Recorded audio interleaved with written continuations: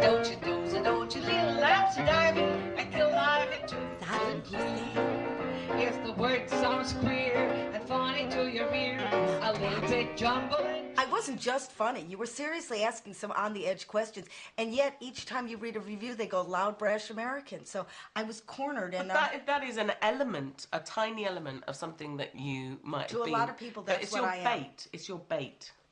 It's my seduction, and then they think I'm an idiot. I'm just a dumb Yank, and then meanwhile, I've gotten them to tell me that they slept with their father. Yeah, you know, it was my seduction.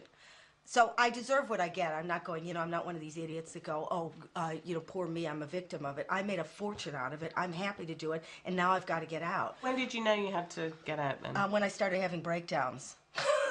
That's always a good clue. Isn't it? My alarm call is I get very sick. It's actually clinical depression, where you know, your whole body shuts down and says no more. But it always takes me by surprise each time I get it. I think, what have I got now? Is this a flu? Is this a cold? And what is it actually?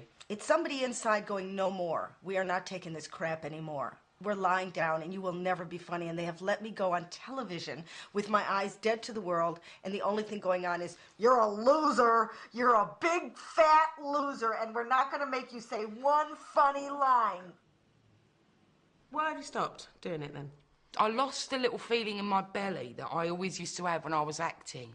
There was this thing going on inside, so that whenever I was doing another character, whether it was comedy or serious, this feeling in my belly would happen.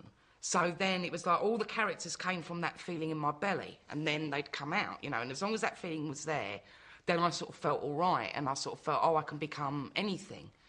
And then that thing in my belly started to disappear. It was just really odd, and I did a couple of jobs where it wasn't there.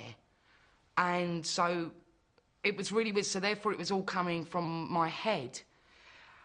Is this sounding really strange? Not at all. I am really relating to it. That's part of the problem. Right, because it's all coming from here. And from here, I just sort of found it was all a bit easy. So it was all a bit automatic pilot. And it was all, well, there's no kick from this. And I'm not enjoying it. And I sort of felt, if I'm not enjoying it, that's going to totally come from behind the eyes. And everyone will know I'm not enjoying myself anymore. So you felt like a fraud? Abso-fucking-lutely. If you can... Absolutely. Would you say has been the key to your success? The key to moi's success is knowing what the audience wants. And if that's not me, I get a new audience. It's as simple as that.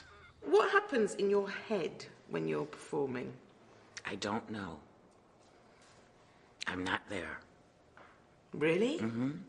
So you let something else entirely take over? Yeah. Wow. Yeah. It's not even like I got a choice. Once I step on the stage and I start, I'm not there. And so do you worry that that won't happen ever? No. No. Because there's a whole building in here where people are living. And so it might not always be the tenants that I know, but someone's always living. It's always occupied up there. I'm just thinking, please, dear God, can I remember what's next?